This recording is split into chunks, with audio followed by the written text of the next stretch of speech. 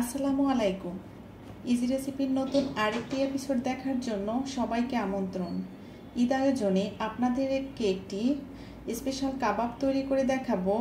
আজ তৈরি করব স্বামী কাবাব।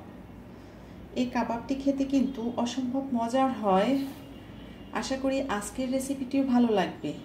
রেসিপিটি ভালো লাগলে অবশ্যই একটি লাইক আশা করছি, আর প্লিজ সাবস্ক্রাইব মাই চ্যানেল। এখানে আমি গরুর মাংস নিয়েছি 250 গ্রাম। হাড় চর্বি ছাড়া গরুর এভাবে সলিড মাংসটাই কিন্তু এখানে ব্যবহার করতে হবে। মাংসটাকে প্রথমে আমি ভালো করে ধুয়ে পানি ঝরিয়ে নিয়েছি, আর এভাবে ছোট ছোট টুকরা করে কেটে নিয়েছি। মাংসটাকে যত ছোট টুকরা করে কেটে নেবেন, মাংসটা সিদ্ধ হতে কিন্তু সময় তত কম লাগবে। আমি এখানে মেজারমেন্ট কাপের হাফ কাপ পরিমাণ ডাল ভালো করে ধুয়ে পরিষ্কার করে 5 থেকে 6 ঘন্টার জন্য ভিজিয়ে রেখেছিলাম।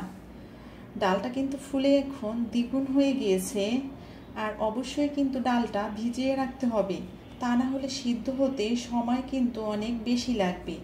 আর এই কাবাবে চেষ্টা করবেন সব সময় এই বুটের ডালটাই ব্যবহার করার জন্য। এবার মাংসটা আমি প্যানের মধ্যে দিয়ে দিব, আর দিয়ে দিব আগে থেকে ভিজিয়ে রাখা ডালটা।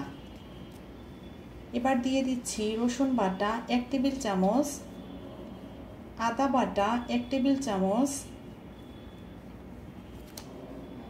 আর এই কাবাবটা আমি রেডিমিক্স কাবাব মশলা দিয়ে তৈরি করব, সেজন্য আমি রাঁধুনি রেডিমিক্স কাবাব মশলা নিয়েছি। এখান থেকে আমি 1 টেবিল চামচ কাবাব মশলা দিয়ে দিব। আপনার হাতের কাছে যদি কাবাব মশলাটি না থাকে, তাহলে আপনি 1 চা চামচ গরম মশলা দিয়ে দিবেন।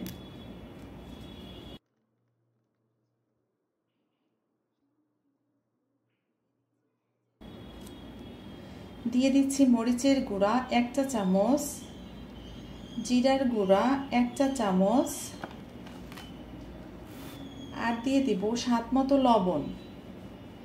এবার দিয়ে দিচ্ছি রান্নার তেল 3 টেবিল চামচ।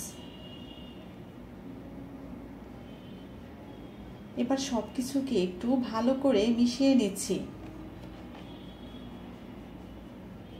ডাল, মাংস আর মশলাটাকে খুব ভালো করে মিশিয়ে নিতে হবে।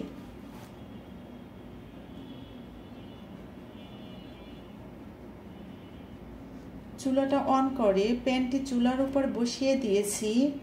এবার মাংসটাকে ভালো করে কষিয়ে নিতে হবে।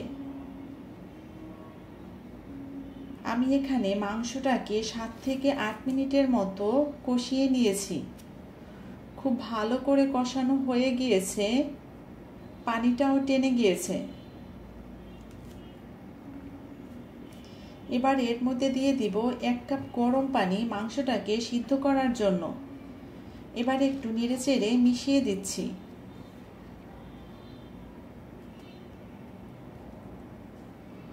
এবার ঢাকনা দিয়ে ঢেকে লো হিটে মাংস আর ডালটাকে সিদ্ধ করে নেব।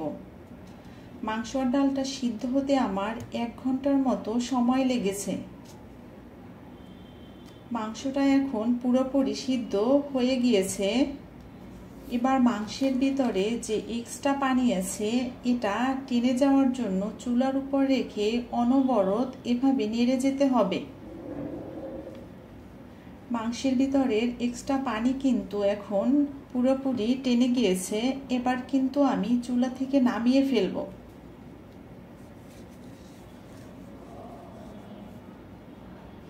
চুলা থেকে নামিয়ে আমি এটাকে সরাসরি একটি মিক্সিং বোলে দিয়ে দিচ্ছি। যারা এটাকে ব্লেন্ডারে ব্লেন্ড করতে চান, তারা একটু ঠান্ডা হবার পরে ব্লেন্ড করে নেবেন। আর যারা শিলপাটায় বেটে নিতে চান, তারা গরম থাকা অবস্থায় বেটে নেবেন, এতে করে বেটে নিতে সুবিধা হয়। আমি এটাকে শিলপাটায় মিহি করে বেটে নিয়েছি। ঠান্ডা হবার পর এটা কিন্তু অনেকটা টাইট হয়ে গিয়েছে। এবার দিয়ে দিচ্ছি হাফ কাপ পেঁয়াজ কুচি, দিয়ে দিব কাঁচামরিচ কুচি 1টা, ধনিয়া পাতা কুচি দিচ্ছি 1/4 কাপ, পুদিনা পাতা 1 টেবিল চামচ, আর দিয়ে দিব 1টা ডিম। এবার এটাকে আমি খুব ভালো করে মিশিয়ে নিব। আপনারা চাইলে কিন্তু এ পর্যায়ে হাত দিয়েও ভালো করে মেখে নিতে পারেন। আমি এভাবে একটি স্প্যাচুলা দিয়ে খুব ভালো করে মিশিয়ে নিচ্ছি।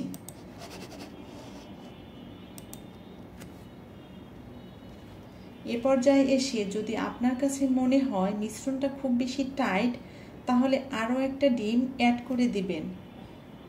আর যদি মনে হয় মিশ্রণটাকে খুব বেশি নরম, তাহলে সামান্য টোস্ট বিস্কিটের গুঁড়া এখানে অ্যাড করে দিবেন। আমার মিশ্রণটা এখানে একদম পারফেক্ট আছে। আর এই মিশ্রণটাকে কিন্তু খুব ভালো করে এভাবে মিশিয়ে নিতে হবে।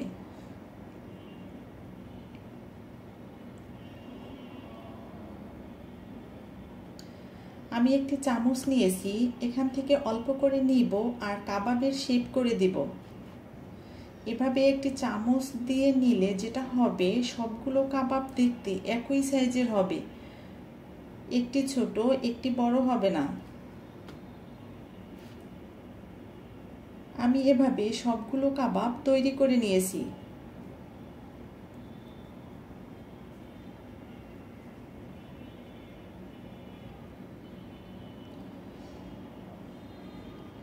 চুলায় একটি প্যান বসিয়ে পর্যাপ্ত পরিমাণ তেল দিয়ে তেলটা গরম হতে দিয়েছি।